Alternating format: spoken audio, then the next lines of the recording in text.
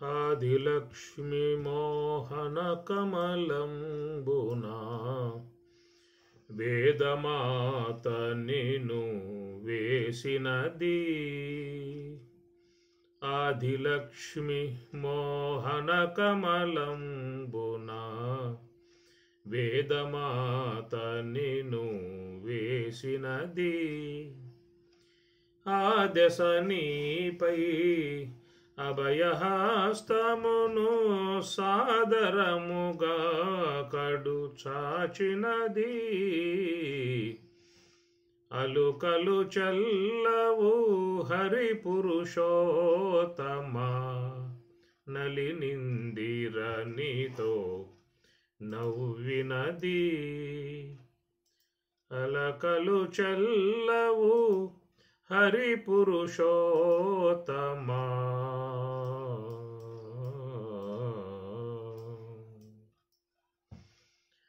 జలధి కన్య తన సర్వాంగంబుల పిలిచి నిన్ను నిటు పెనగినది.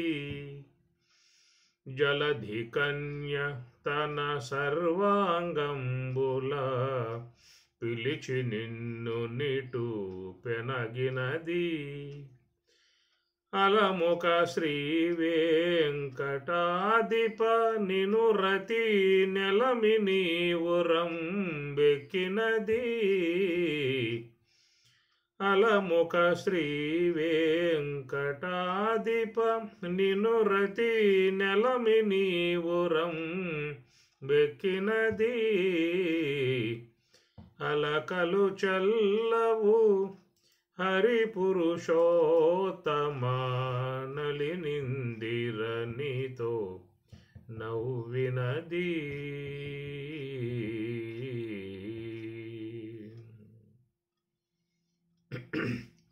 నిత్యాయ నిరవధ్యాయ సత్యానంద చిదాత్మనే సర్వాంతరాత్మనే శ్రీమద్ వెంకటేశాయ మంగళం. భగవద్గీత 2వ అధ్యాయము సాంఖ్యయోగము 12వ శ్లోకము. నత్వేవాహం జాతు నాసం నత్వం నేమే జనాధిపాః నచైవ న భవిష్యామ సర్వే వయమతః పరం సర్వే వయమతః పరం. నతు ఏవ అహం జాతు నా నాసం న త్వం న ఇమే జనాధిపాః న చ ఏవ న భవిష్యామః సర్వే వయం అతః పరం.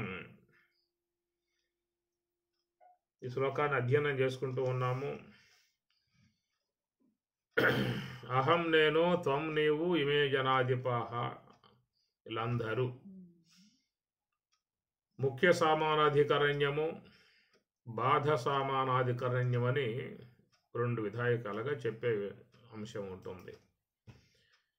ముఖ్య సామానాధికరణ్యము అన్నప్పుడు సమాన ధర్మములు కలిగి సమాన లక్షణములు కలిగి ఉన్నటువంటి యొక్క వాట్లను ముఖ్య సామానాధికరణ్యము అంటారు. బాధ సామానాధికరణ్యము అంటే అపరోక్ష మిథ్యా నిశ్చయం బాధ అని చెప్పని అంటారు. దాన్ని బాధ సామానాధికరణ్యము అంటారు. మనకి ఈ శ్లోకంలో వచ్చే అంశము ముఖ్య సామానాధికరణ్యము. అది అహం నేను, త్వం నీవు, ఇమే జనాధిపాః అనగా పరమాత్మ ప్రత్యేగాత్మ, ఇమే జనాధిపాః అంతటా వ్యాపకమై ఉన్నటువంటి బ్రహ్మం. బ్రహ్మం అంతటా వ్యాపకమై ఉన్నది, అన్ని జీవులలో వ్యాపకమై ఉన్నది. ఇమే జనాధిపాః అనే మాటలో ఇమే ఎదురుగా ఉన్నటువంటి అని చెప్పి అర్థం. ఇమే జనాధిపాః, జనాహ అనగా జని అంటే పుట్టడం అని చెప్పిన అర్థం. జని ప్రాదుర్భావే, మన ఎదురుగా ఎన్నో జీవులు ఉన్నాయి. అన్నింటి యందు సర్వే సర్వత్ర అంతటా వ్యాపకమై ఉన్న స్వరూపం బ్రహ్మము అని చెప్పని. అహం అన్నప్పుడు మరి ఈశ్వర లక్ష్యార్థమగు పరమాత్మ. త్వం అని చెప్పి అన్నప్పుడు జీవలక్ష్యార్థమగు ప్రత్యేగాత్మ. ఇమే జనాధిపాహ అన్నప్పుడు సర్వవ్యాపకమై ఉన్నటువంటి బ్రహ్మము. ఇది స్వామివారు చెప్పే మాట. ప్రత్యేగాత్మ పరమాత్మ ఏకమై ఉన్నటువంటి వస్తువు బ్రహ్మము అని అర్థం. ఈ ప్రకారంగా ఉన్నటువంటి యొక్క అంశాన్ని దీన్ని ముఖ్య సామానాధికరణ్యము అని చెప్పని అంటారు. అనగా ఘటాకాశము, మహాకాశము, మేఘాకాశము ఇవి చెప్పేటువంటివి ఇవి ముఖ్య సామానాధికరణ్యం. ఎందుకంటే వాటిల్లో ఇలాంటి యొక్క భేదం లేదు. ఒకే స్వరూపం కలిగి ఉన్న విధానం గనక అది ముఖ్య సామానాధికరణ్యము అని చెప్పని అంటారు. వాటి ఏందు సమాన ధర్మాలు ఉన్నాయన్నమాట. ఘటంలో ఉన్న ఆకాశమైన, మేఘములో ఉన్న ఆకాశమైన, అంతటా వ్యాపకమై ఉన్న ఆకాశం అంతా కూడా ఒకటే కనుక దీన్ని ముఖ్య సామానాధికరణ్యము అంటారు. అట్లే మరి అహం అనేటువంటి విధానంలో అహం తత్పద లక్ష్యార్థము, త్వం పద లక్ష్యార్థముగా చూసినట్లయితే త్వం నీవు, అహం నేను. ఇక్కడ స్వామివారు చెప్పే మాటల్లో ముందు తన యొక్క విషయం చెప్పాడు, అహం అన్నాడు. అహం అంటే నేను అని అర్థం. ఈ పదం మనం కూడా వాడుతూ ఉంటాం, అహం నేను అని చెప్పి అంటూ ఉంటాం. ఎదుటి వాళ్ళని చెప్పినప్పుడు త్వం నీవు అని చెప్పని అంటాం. ఇంకా దూరంగా ఉన్న అంశాన్ని చెప్పినప్పుడు సహా అతడు అని చెప్పని అంటాం. కాబట్టి ప్రకారముగా 3 అంశములుగా ఉన్నటువంటి విధానము. ఎందుకంటే ప్రత్యేగాత్మ పరమాత్మల ఏకమై ఉన్నటువంటి వస్తువు బ్రహ్మము అని చెప్పి అంటాం. కారణంగా అహం నేను, త్వం నీవు, ఇమే జనాధిపః ఎదురుగా కనబడేటువంటి యొక్క ఈ లోకములో, ఈ యొక్క విశ్వములో వ్యాపకమై ఉన్నటువంటి స్వరూపం అని చెప్పనేటువంటి యొక్క అర్థం అన్నమాట. అట్టి ఆ బ్రహ్మమే నేను, ఆ బ్రహ్మమే నీవు అని చెప్పటం. ఈ విధముగా ఉన్నటువంటి ఆ యొక్క తత్పద లక్ష్యార్థమై ఉన్నటువంటి, త్వంపద లక్ష్యార్థమై ఉన్నటువంటి, ముఖ్య సమానాధికరణ్యమై ఉన్నటువంటి ఏ బ్రహ్మమైతే ఉన్నదో ఆ బ్రహ్మము ఎప్పటికీ ఉన్న విధానం. నా భవిష్యామహ, ఇక ముందు ఉండదైన మాటలు లేదు.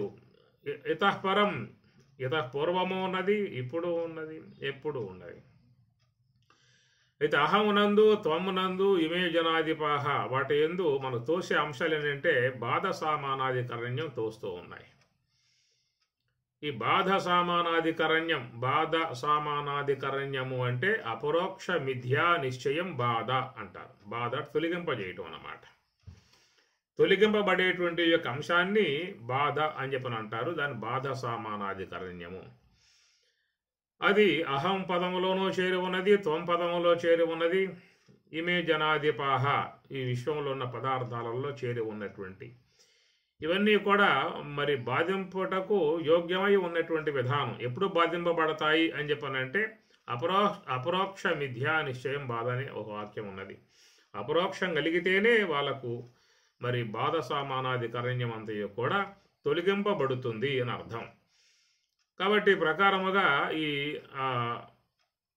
జ్ఞానము చేత, అపరోక్ష జ్ఞానము చేత తొలగింపబడేటువంటి, తీసివేసేటువంటి ఏ యొక్క అంశాలైతే ఉన్నాయో అంశములతో కూడా కలుపుకొని ఇక్కడ అహం అనేటువంటి మాట, త్వం అనేటువంటి మాట, సహ అనేటువంటి మాట, ఇమే జనాధిప అనే మాట, దీంట్లో మరి బాధ సామానాధికరణ్యమగు తొలగించుటకు యోగ్యమై ఉన్నటువంటి అంశములతో కూడా చేరి ఉన్నటువంటి విధానం కనుక వాటిలను కలుపుకొని మరి దీని యందు ఒక భేదభావాన్ని కల్పన చేస్తూ ఉన్నారు. దాన్ని జీవేశ్వర భేదము, జీవ భేదము, జడ భేదము, జడ భేదము అని ఇట్లాగా భేదం 5 రకాలుగా చెప్పేటువంటి విధానం ఉంటుంది. అనగా భ్రాంతి అనే విషయంలో భేద భ్రాంతి, కర్తృత్వ భోక్తృత్వ భ్రాంతి, వికార భ్రాంతి, జగత్ సత్యత్వ భ్రాంతి, ఇట్లాగా పంచభ్రాంతులు. ఇది నిదాఘుడు అనేటువంటి యొక్క మహర్షి చెప్పేటువంటి యొక్క అంశాలు మనకి వస్తాయి. కాబట్టి పంచభ్రాంతులను చెప్తారు. ఈ పంచభ్రాంతులలో మొదటిదై ఉన్నటువంటి భేదభ్రాంతి. ఆ భేదభ్రాంతి కూడా 5 రకాలుగా చెప్పుకొచ్చారు. భేదభ్రాంతి 5 రకాలు అన్నారు. జీవేశ్వర భేదము, జడ భేదము, జడ భేదము, ఇట్లాగా మొత్తం 5 భ్రాంతులు దాన్ని చెప్పే విధానం ఉంటుంది. ఈ విధముగా జీవేశ్వర భేదం, జీవ భేదం ఇవన్నీ ఎందుకు ఏర్పడ్డాయి అని చెప్పనంటే దాంట్లో అపరోక్ష జ్ఞానము చేత తొలగించుటకు యోగ్యమై ఉన్నటువంటి బాధ సామానాధికరణ్యంతో కూడా చేరటం కారణముగా ఇక్కడ భేదం కనబడతా ఉన్నది. దాన్ని జీవేశ్వర భేదము అని చెప్పని అంటారు. ముఖ్యంగా ద్వైతం విశిష్టాద్వైతాలలో ఈ జీవేశ్వర భేదాన్ని చెప్తారు. అయ్యా, దేవుడు వేరు, నువ్వు వేరు, దేవుడికి నీకేంటి సాపత్యము, ఆయన ఎక్కడ నువ్వు ఎక్కడ. కాబట్టి ఈ విధముగా నీకు ఆయనకి ఎలాంటి యొక్క పొందిక లేదు, పొత్తిక లేదు. ఆయన సర్వజ్ఞుడు, సర్వేశ్వరుడు, నియామకుడు, సృష్టికర్త, సమస్త శాసకుడు, ఇత్యాది గుణాలు కలిగి ఉన్నటువంటి యొక్క ఆయన.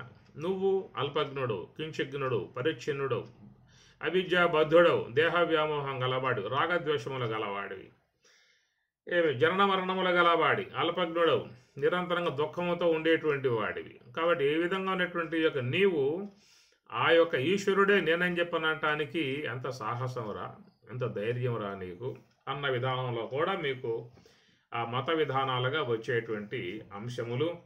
కాబట్టి ప్రకారముగా మరి జీవేశ్వర భేదం అనేటువంటిది ఎక్కువగా మనకి చెప్పే అంశం ఉంటుంది.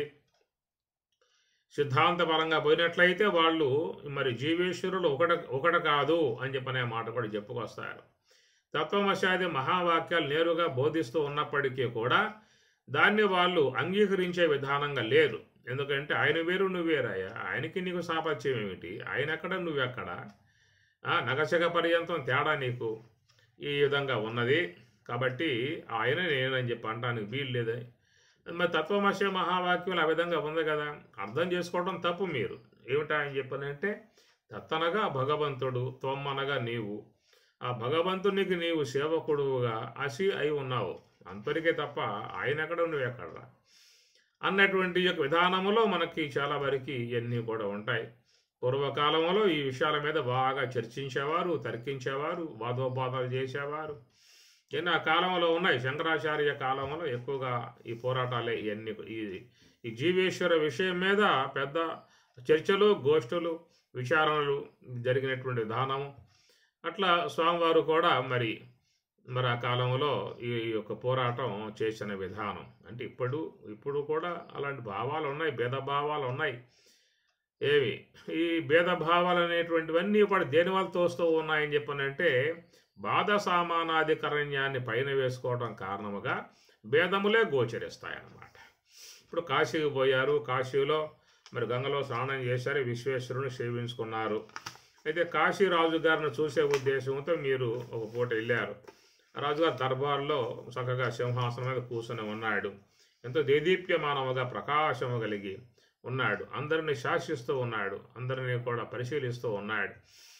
ఈ ప్రకారముగా ఆయన ఒక అధిపతిగా, సమస్త రాజ్య అధిపతిగా ఏలుబడి గలవాడై ఉన్నటువంటి యొక్క ఆయన్ని చూసి మీరు సంతోషించారు, నమస్కారం చేసుకున్నారు, ఆయనతో సంప్రదించారు, ఏవో కొన్ని మాటలు మాట్లాడుకున్నారు, ఆయన ఆతిథ్యం స్వీకరించారు, మీ గ్రామానికి మీరు వెళ్ళిపోయారు. చాలా కాలం అయిన తర్వాత ఒక ఆశ్రమానికి మీరు వెళ్ళారు. ఆశ్రమానికి వెళ్ళగానే అక్కడ ఒక సన్యాసి మీకు దర్శనం ఇచ్చాడు. ఆయన దర్శించగానే మీలో ఒక ఆలోచన ఏర్పడింది. ఎవరబ్బా ఈయన, అప్పుడే చూసినట్లుగా ఉన్నది, ఎవరైనా, అవును కదా అన్నాడు. కాశీ పోయాం మనం, కాశీలో మనం రాజుగారిని చూశాం కదా, మరి ఆ రాజుగారే ఈయన అన్నట్లు కనబడతా ఉన్నాడే. కాబట్టి ఏం చెప్పని పక్క వాళ్ళని విచారిస్తే మరి వాళ్ళు కూడా ఆయనే ఈయన అని చెప్పని అన్నారు. ఆ రాజుగారే మరి విరక్తి కలిగి రాజ్యాన్ని త్యజించి ఆయన మహాత్ముల ఆశ్రమానికి వచ్చి ఇక్కడ కొద్దికాలం ఉండి సన్యాసం స్వీకరించాడు ఈ మధ్యకాలంలోనే. కాబట్టి ఆ రాజుగారే ఈ యొక్క సన్యాసి అని చెప్పని వాళ్ళు చెప్పారు. అది ఎట్లా కుదురుతున్నాయా? ఆ రాజు ఎక్కడ, నువ్వెక్కడ? రాజు ఎంత టీవీగా ఉంటాడు, ఎంత దర్పంగా ఉంటాడు, ఎంత శాసనంగా కలిగి ఉంటాడు, అందరి ప్రభువుగా ఉన్నటువంటి విధానం ఏమి. ఈయన సన్యాసి, కేవలం ఒక భిక్షాటనగా చేసేటువంటి వాడు, చెప్పబట్టుకుని ఇంటింటికి పోయి భౌతిక భిక్షాందేహం విధానాలుగా ఉండేటువంటి ఈ సన్యాసి ఎక్కడ, ఆ యొక్క రాజుగారు ఎక్కడ అనేటువంటి విధానంగా మనలో ఒక భావం ఏర్పడుతుంది, వాదన ఏర్పడుతుంది. ఆ రాజుకి సన్యాసికి ఎలాంటి పొందిక లేదు, ఆయనే ఈయన అని చెప్పనంటే ఎట్లా కురుగుతుంది అనే విధానంగా మరి ఆలోచనలో పడే పరిస్థితి ఏర్పడుతుంది. మరి ఆయన ఈయన అనే విధానాలలో అక్కడ ఏమున్నాయి అని చెప్పనంటే తొలగించుటకు హేతువై ఉన్నటువంటి బాధ సామానాధికరణ్యం అనేది ఉన్నది. ఆ బాధ సామానాధికరణ్యమై ఉన్నటువంటి యొక్క అంశాలను పురస్కరించుకోవడం కారణముగా మనం ఆ యొక్క దృక్పథంతో చూస్తాం కారణంగా అయ్యే ఆ రాజు ఎక్కడ ఈయన ఎక్కడ, ఆయన ఎంత టీవీగా ఉంటాడు, ఎంత పట్టుబట్టలు కలిగి కిరీటంతో మరి చేతిలో ఖడ్గం కలిగి శాసనం కలిగి ఉండే విధానం అంతా ఆ పోలిక చేస్తాం. ఈ సన్యాసి పనగానే ఇక్కడ ఎర్రబట్టలు, ఈ బూది రేఖలు, తర్వాత రుద్రాక్ష మాలలు, చేతిలో కమండలము, చెంబు గెంబు ఇవన్నీ చూసి ఈయనెక్కడ ఆయన ఎక్కడ అంటానే కారణం ఏంటంటే ఈ బాధ సామానాధికరణ్యమై ఉన్నటువంటి యొక్క అంశాలను పోలుసుకుని ఆయన బట్టలు ఎక్కడ, ఈయన బట్టలు ఎక్కడ, ఆయన కత్తి ఎక్కడ, ఈయన జపమాలు ఎక్కడ, ఆయన మరి చక్కగా అంత అందంగా ఉంటాడు, ఈయన ఏమిటి గడ్డం పెంచుకుని ఇట్లా జుట్టు పెంచుకుని ఉన్నాడు. ఇవి చూసినప్పుడు ఏమవుతుందని చెప్పానంటే ఆయన వేరు ఈయన వేరు అనేటువంటి యొక్క భావనే వస్తుంది. ఎప్పుడైతే ఆ యొక్క మరి మనం చూసేటువంటి ఆ యొక్క వస్త్రాలు, ఈ వస్త్రాలు, ఆ ఖడ్గము, ఈ జపమాల ఏవైతే ఉన్నాయో అవన్నీ పక్కన పెట్టేసినట్లయితే చూస్తే నేరుగా ఆయనే ఈయన. కనుక ఈ ప్రకారంగా దీన్ని బాధ సామానాధికరణ్యము అని చెప్పని అంటారు. అవి జ్ఞానము చేతనే తొలగింపజేయబడేటువంటి యొక్క విధానం. కాబట్టి ఆ పట్టు పైన ఉన్నంత వరకు భేదభావమే గోచరిస్తుంది. దాని ఉపాధులు అని చెప్పి ఉపాధి అన్నారు. ఉపాధి ధర్మాలను అనుసరించి ఆయన ఎక్కడ ఈయన ఎక్కడ అని చెప్పని అంటాం. అనగా మాయ ఉపహితమై ఉన్నటువంటి చేతనం గలవాడు ఈశ్వరుడు, అవిద్య ఉపాధిగా ఉన్నటువంటి అతడు జీవుడు. ఆయన శుద్ధోపాధి, ఇది మలినోపాధి అన్నమాట. దాన్ని విద్య అన్నాం, దీన్ని అవిద్య అని చెప్పని అన్నాం. అది శుద్ధ సాత్వికం అన్నాం, ఇది మలిన సాత్వికము అని చెప్పని అన్నాం. శుద్ధ సాత్వికము, మలిన సాత్వికము అనేటువంటి యొక్క అంశాల కారణంగా వాటిల్లో భేదం గోచరిస్తుంది అన్నమాట. శుద్ధ సాత్వికమై ఉన్నటువంటి యొక్క మాయ, విస్తారమై ఉన్నటువంటి యొక్క వ్యాపకత్వముగా ఉన్నటువంటిది ఆ మాయ. మలిన సాత్వికమై ఉన్నటువంటి యొక్క అవిద్య పరిమితమై పరిచ్ఛిన్నమై చాలా స్వల్ప దేశంలో ఉన్నటువంటి యొక్క ఉపాధి అన్నమాట. కాబట్టి దాని ద్వారా వచ్చే లక్షణాలు వేరు, దీని ద్వారా వచ్చే లక్షణాలు వేరు. విద్యా సంబంధమై ఉన్నటువంటి యొక్క దాన్ని ఆశ్రయించుకుని దైవీ గుణాలు అనేటువంటివి ఉన్నాయన్నమాట. అవిద్య అనేటువంటి దాన్ని ఆశ్రయించుకుని ఉన్నటువంటివి ఆసురీ గుణాలు అనేటువంటి దీన్ని ఆశ్రయించి ఉన్నాయి. కనుక దైవీ గుణాలు, ఆసురీ గుణాలు అనేటువంటివన్నీ కూడా దేంట్లో చేరి ఉన్నాయి అని చెప్పనంటే మాయా అవిద్యలను ఆశ్రయించి ఉన్నాయి. ఇవి బ్రహ్మములో ఉన్నాయా అని చెప్పినట్టు బ్రహ్మంలో ఏమి లేవు. బ్రహ్మమునందు మరి విద్యా లక్షణాలు లేవు, అవిద్య లక్షణాలు లేవు. అనగా దైవీ గుణాలు కానీ ఆసురీ గుణాలు కానీ ఇవన్నీ కూడా మరి ఆ ఉపాధి అనగా ఉపహిత చేతనమై ఉన్నటువంటి బ్రహ్మమునందు చెప్పే అవకాశం లేదు. బ్రహ్మములో ఏమీ లేవు. ఏమన్నా ఉన్నాయని చెప్పనంటే ఉపాధులను ఆశ్రయించి ఉన్నటువంటివి ఈ యొక్క గుణాలు, అవి దైవీ లక్షణాలు అన్నారు, ఆసురి లక్షణాలు అని చెప్పని అన్నారు. అవిద్య ఉపాధి కలిగి ఉన్నాడు కాబట్టి జీవుడు, ఆ జీవుని యందు అవిద్యా సంబంధమై ఉన్నటువంటి ఆసురీ గుణాలు చేరి ఉన్నాయన్నమాట. ఆసురీ గుణాలు దంభో దర్పోభిమానశ్చ క్రోధ పారుష్యం ఏవచ ఇత్యాది ఏవైతే ఉన్నాయో మొత్తం అన్నీ కూడా ఇక్కడ ఆశ్రయించి ఉన్నటువంటి విధానం. అక్కడ విద్య అన్నారు. విద్య అంటే శుద్ధ సాత్వికము విద్య అన్నారు. ఆ శుద్ధ సాత్వికమై ఉన్న దాంట్లో ఏముంటాయి? ఆసురీ గుణాలు అక్కడ ఉండవు. అక్కడ ఉన్న దైవీ గుణాలు ఉంటాయి. ఎందుకంటే అది ప్రకాశవంతమై ఉన్నటువంటి ఉపాధి కాబట్టి అలాంటి ఉపాధులు ఏముంటాయి అని చెప్పారంటే దైవీ గుణాలు ఉంటాయి అన్నమాట. ఆ దైవీ గుణాలు స్వామి చెప్పారు భగవద్గీతలో. అభయం సత్వ సంశుద్ధి జ్ఞానయోగ వ్యవస్థితి దానం దమశ్చ యజ్ఞశ్చ స్వాధ్యాయస్తప ఆర్జవం అహింసా సత్యం అక్రోధ త్యాగ శాంతి అపైశనం దయాభూతేషు అలోలత్వం ఆర్ధవం గ్రీహి అచాపలం తేజః చమః ధృతిః శౌచం అద్రోహో నాతిమానిత భవంతి సంపదం దైవీ. ఇవి దైవీ సంబంధమై ఉన్నటువంటి గుణాలు. అది ఈశ్వరుని యందు అనగా శుద్ధ సాత్విక ప్రకృతి యందు చేరి ఉన్నటువంటి గుణాలు అన్నమాట. కాబట్టి అవన్నీ కూడా ఈశ్వరుని యందు గోచరిస్తాయి. అందువల్ల ఆయన సర్వజ్ఞుడుగా, సమస్త జీవులను ప్రేమించేవాడుగా, రక్షించేవాడుగా, ఇవన్నీ కూడా ఈ యొక్క మరి శుద్ధ సాత్విక విద్యను అనుసరించి ఉండేటువంటి గుణాలు. ఎవరైనా ధ్యానములో సాధన చేత మలిన సాత్విక అవిద్యను గనక జయించి శుద్ధ సాత్విక విద్యను పొందినట్లయితే వాళ్ళకు కూడా ఈశ్వర సంబంధమై ఉన్న గుణాలు వాళ్ళకు కూడా వస్తాయి. కనుక వాళ్ళు దైవీ గుణాలు కలిగి ఉంటారు. మహాత్ములు బ్రహ్మవేత్తలు అని చెప్పన్నప్పుడు వారు విద్యను ఆశ్రయించారు కాబట్టి, అనగా ధ్యానము ద్వారా మలిన సాత్విక అవిద్యను అంతరింపజేసుకుని శుద్ధ సాత్విక విద్య అనేటువంటి ఈశ్వర ఉపాధిని పొందారు కాబట్టి వారు ఈశ్వర స్వరూపులుగా లోకంలో సంచరిస్తారు. అందువల్ల మన మహాత్ముల్ని పూజ్య మహాత్ములు అంటాం. వాళ్ళను మహారాజ్, ఉత్తరాది పోతే ఏ మహారాజ్ అని చెప్పి అంటూ ఉంటారు. కాబట్టి ఈ ప్రకారంగా ఏంటంటే వాళ్ళు అవిద్య నుంచి విడబడి శుద్ధ సాత్వికతను పొందారు కాబట్టి, ఈశ్వరాంశమును పొందారు కాబట్టి, అటు ఈశ్వరాంశ చేత వాళ్ళకి ఇలాంటి యొక్క దైవీ సంబంధమై ఉన్న గుణాలు వాళ్ళ యందు చక్కగా ఉంటాయన్నమాట. కాబట్టి ఆ మహాత్ములందరూ కూడా దైవీ గుణాలతో వ్యవహరిస్తారు. అనగా ధ్యానం చేయకముందు, ఈ తపస్సు శీలించక ముందు, ఈ వ్యవహారమునందు ఉన్నప్పుడు వాళ్ళలో మలిన సాత్విక అవిద్య ఉంది కాబట్టి, మలిన సాత్విక అవిద్య ఉన్నంత వరకు వాని యందు ఆశ్రయ సంబంధ గుణాలే ఉంటాయి. అది స్వామి చెప్పినట్లుగా మోఘాశ మోఘకర్మాణ మోఘజ్ఞాన విచేత సహ రాక్షసీం ఆసురీం చైవ ప్రకృతిం మోహినీం శ్రుతా అని పరమాత్మ అంటాడు. రాక్షసీం మోహినీం అనే పదాలు అక్కడ వాడతాడు. కనుక అవిద్యకు ఆయన గారు రాక్షసీం ఆసురీం మోహినీం అనే 3 పదాలు అక్కడ వాడాడు. కనుక దాన్ని ఆశ్రయించి ఉండేటువంటి ఆశ్రయ సంబంధ గుణాలు గనక మరి అవిద్యతో సంబంధం పడి ఉన్నంతకాలం ఎవరైనా కానీ మరి అసుర సంబంధమై ఉన్నటువంటి గుణాలు కలిగే వాళ్ళ వ్యవహారం అంతా కూడా ఉంటుంది. కాబట్టి ప్రకారముగా మలిన సాత్వికమును ఆశ్రయించి ఈ మాలిన్యాలే ఉంటాయి. ఏమి పూల తోటలో కూర్చోండి, అది మల్లెపూల తోట, గులాబీలు, చామంతి, మల్లెపూలు, సంపెంగె ఇలాంటివన్నీ కూడా బాగా పుష్పించి ఉన్నటువంటి మంచి వనం, ఉద్యానవనం, మల్లెపూల తోట.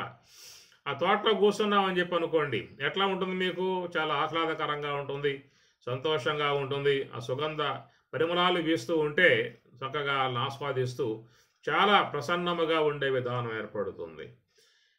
అదే మరొకసాట మురుక్కాలో ప్రవహిస్తూ ఉన్నది, డ్రైనేజీ కాలం మురుక్కాలో ప్రవహిస్తూ ఉన్నది. ఆ పక్కన కూర్చోండి, ఎట్లా ఉంటుందో సంబంధమై ఉన్నటువంటి యొక్క వాసన అంతా కూడా, భరించరాని వాసన అంతా కూడా వస్తూ ఉంటుందన్నమాట. అయితే ఆ ప్రాంతంలో నివాసముగా ఉన్నటువంటి వారికి అది కొద్ది కాలం అయిన తర్వాత అలవాడైపోతుంది. వాడికి అది కమ్మన వాసన అయిపోతుంది వాడికి. ఎందుకంటే ఆ ప్రాంతంలో వాడు నివసిస్తూ ఉన్నాడు, అదే ప్రాంతంలో వాడు ఉండాల్సి వస్తుంది. అక్కడ నిరంతరంగా వాసన పీల్చి చివరికి ఏమవుతుందని చెప్పనంటే వాడికి మనసు లోపల ఆ స్వాభావికం ఏర్పడిపోతుంది. కనుక వానికి ఆ గబ్బనే భావం వాడికి రాదు. కొత్తగా ఎవరైతే పోతారో ఆ ప్రాంతానికి వాళ్ళకి మహాబాధాకరంగా ఉంటుంది. క్షణకాలం ఉండే అవకాశం వాళ్ళు ఉండరు, వెళ్ళిపోతారు ఆ పని. అక్కడే కాపురం ఉంటూ అక్కడే ఆ ప్రాంతంలో ఉండేటువంటి వాళ్ళకైతే వాళ్ళు పరమానందముగా ఉండిపోతుంది. ఎందుకంటే ఇది నిరంతరంగా పీల్చి వాళ్ళకి దాంట్లో బాగా అయిపోయింది కాబట్టి ఆ దుర్గంధమే వాళ్ళకి సుగంధంలాగా తోసే విధానం అన్నమాట. ఒక పల్లెటూరు అమ్మాయి తన యొక్క మత్స్యములు అమ్ముకునే ఉద్దేశంతో పట్టణానికి వచ్చింది. ఆ పట్టణంలో చక్కగా తను తెచ్చినటువంటి ఆ మత్స్యములు, ఉప్పు చేపలు అంటారు కదా, వాట్లను అమ్మేసుకున్నది. తన యొక్క పల్లెకు పోవాల్సి ఉన్నది. అయితే రాత్రి కావటం చేత మరి ఆమె గారు భయపడి ఈ పూట ఇక్కడే ఉండి పొద్దున్నే పోదామని చెప్పిన ఉద్దేశంతో ఒక పెద్ద అయ్యవారి ఇల్లుంటే అరుగుంటే ఆడ పడుకుంటే రాత్రి మరి 9 అయింది, 10 అయింది, 11 అయింది, నిద్ర రావట్లేదు. కారణం ఏంటంటే ఒకటే వాసన, గబ్బు అన్నమాట. ఆ గబ్బు భరింపరాని గబ్బు అన్నమాట. వాసన అంటే గబ్బు అన్నమాట. ఆమెకి గబ్బుగా ఉంది. ఏమిటా అని చెప్పని చూస్తే అయ్యవారి యొక్క తోటలో బాగా పూలన్నీ వికసించి ఉంది. రాత్రి అయింది కదా, 11 కల్లా పూలన్నీ కూడా వికసిస్తాయి. మల్లెపూలు, గులాబీ పూలు, చామంతి పూలు ఇవన్నీ కూడా పుష్పించి ఆ పరాగంతో పుప్పొడితో ఆ యొక్క వాయుదేవుడు మోసుకొంచి ఆమె గారు అందిస్తూ ఉన్నాడు. కనుక ఆ వాసన ఆమె గారికి చాలా బాధాకరం అయిపోయింది. ఎప్పుడు జీవితంలో ఆ వాసన పీల్చిందే లేదది. నిరంతరంగా సముద్ర తీరములో వాళ్ళ గోడాములో ఉంటూ నిరంతరంగా చేపలు పట్టుకొచ్చి అక్కడ ఆరబోసి వాటిని బాగా ఉప్పుతో బాగా తడిపి ఎండబెట్టి ఇదంతా వాళ్ళ వ్యవహారం ఉంటుంది అక్కడ. ఆ ప్రకారంగా చేపల మధ్యలో పెరిగి నేను ఆ చేపలతోనే జీవనం చేస్తూ వాటి యొక్క వాసన బాగా పీలుస్తూ ఉండేటువంటి విధానం చెప్తారు కదా. మన భారతంలో కూడా మత్స్యగంధి అనే పేరుతో పిలువబడుతుంది సత్యవతి. మత్స్యగంధి, మత్స్య అంటే చేపల శ్వాసనతో ఉండే విధానం అని చెప్పారు. అట్లా ఈ అమ్మాయి కూడా మత్స్యగంధిగా మరి ఆ చేపల మధ్యలో ఉండి ఆ వాసన పీలుస్తూ నిరంతరంగా పీల్చి ఉంది కాబట్టి ఈ రోజున టౌన్లో ఉండాల్సిన పరిస్థితి ఏర్పడి ఆడ పడుకుంటే మరి అయ్యవారి యొక్క తోటలో ఉన్నటువంటి పూలన్నీ బాగా పుష్పించి ఆ వాసన వస్తూ ఉంటే ఆ గాలి పీల్చడానికి చాలా బాధాకరం అయిపోయింది ఆ అమ్మాయికి.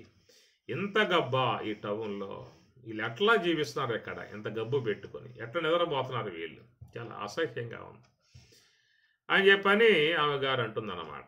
అనుకుంటుంది మనస్సు లోపల, చి ఇంత గబ్బులో జీవించడం చాలా కష్టం అని చెప్పి అనుకుంది. ఇంటికి పోదామా అంటే పొద్దుపోయింది, పోయే అవకాశాలు లేవు. నిద్రపోదాం, నిద్ర రాదు, ఒకటి గబ్బు అయిపోయింది. అప్పుడేం చేసిందని చెప్పానంటే తన బుట్టలో ఒక వస్త్రం ఉందన్నమాట. ఉప్పు చేపలు కట్టుకొచ్చిన వస్త్రం ఉంది కాబట్టి దాన్ని కాస్త తడిపి దాన్ని ముఖం మీద ఆరేసుకున్నది. దెబ్బతో నిద్రకి వెళ్ళిపోయింది ఆ పంట. ఎందుకంటే ఏ వాసనతో ఉన్నవాడు ఆ వాసనకే ఇష్టపడే విధానం ఉంటుంది కాబట్టి ప్రకారంగా లోన ఉన్నటువంటి యొక్క అవిద్య సంబంధమై ఉన్నటువంటి యొక్క సంస్కారములు, తత్సంబంధమై ఉన్నటువంటి గుణాలు, ఆశ్రయ గుణాలు కనుక వాటితో జీవించడం అలవాటు పడ్డటువంటి యొక్క జీవుడు మరి వాడికి ఏముంటుందా అంటే అవిద్యా సంబంధముగా అల్పజ్ఞత్వము, కించజ్ఞత్వము, పరిచ్ఛిన్నత్వము, అవిద్యాబద్ధత్వము, రాగద్వేషాలు, వ్యామోహాలు, తారేషణ, ధనేషణ, పుత్రేషణ, ఈ ఆధ్యాత్మిక తాపం, ఆది భౌతిక తాపం, ఆది దైవిక తాపాలు ఇవన్నీ ఉంటాయి. అవిద్యకు బద్ధుడై ఉన్నాడు కాబట్టి అవిద్యా సంబంధమై ఉన్నటువంటి యొక్క గుణాలకు లోబడి ఉన్నాడు కనుక అలాంటి యొక్క విధానముగా ఉన్నటువంటి జీవుడు ఇట్లాగే ఉంటాడు. మరి విద్యా సంబంధమై ఉన్నటువంటి యొక్క ఈశ్వరుడు అని చెప్పినట్టు ఆయన దగ్గర దైవీ గుణాలు అనేటువంటి ఆయన దగ్గర ఉంటాయి. కాబట్టి ఎవరైతే తన యొక్క జీవత్వం తొలగింపజేసుకొని ధ్యానము ద్వారా ఈశ్వరత్వాన్ని పొందగలుగుతారో ఆ ఈశ్వరత్వమును పొందినటువంటి వారికి ఏమవుతుందని చెప్పానంటే ఆ దైవీ గుణాలు అనేటువంటివి వాళ్ళకు కూడా వస్తాయన్నమాట. ఏమి సద్గుణంబులెల్ల సంఘంబులై వచ్చి అసురరాజతనయు నందు నిలచి పాశి సనవు విష్ణువాయని విధమున నేడు దగిలి ఉండు నిర్మలాత్మను భాగవతం చెబుతుంది. ఏమి సద్గుణంబులెల్ల సంఘంబులై వచ్చి అసురరాజతనయు నందు నిలచి పాశి సనవు విష్ణువాయని విధమున, ఆయన ఎంతెంత విష్ణువుతో అనుబంధం పెంచుకుంటూ ఉంటాడో అంతంత దైవీ గుణాలు ఆయన్ని వచ్చి చేరతా ఉన్నాయని చెప్పని అంటారు. కాబట్టి ప్రకారముగా రెండు తెరగలుగా అనగా ఆశ్రయ గుణాలు, దైవీ గుణాలు అని చెప్పే విధానం ఏంటంటే అవిద్య అనగా జీవుని యొక్క ఉపాధి అవిద్య కాబట్టి అవిద్యా సంబంధమై ఉన్న గుణాలు ఆశ్రయ గుణాలే. కాబట్టి ఇందువల్ల అట్లా తోస్తున్నాయని చెప్పనంటే అవిద్యా సంబంధం. ఏమి డ్రైనేజీ కాళ్ళ దగ్గర కూర్చున్నప్పుడు ఎందుకు వస్తుందో ఆ వాసన అని చెప్పనంటే ఆడు కూర్చుని ఆ వాసన రాదా వాడికి? అదే మల్లెపూల తోటలో కూర్చున్నప్పుడు ఎందుకు వస్తుందో ఆ సుగంధం అంటే రాకుండా ఎట్లా ఉంటుంది? మల్లెపూల తోటలో కూర్చుంటే మల్లెపూల వాసనే వస్తుంది. ఏమి అట్లనే డ్రైనేజీ కాలువ పక్కన కూర్చుంటే ఆ దుర్గంధమే వస్తుంది.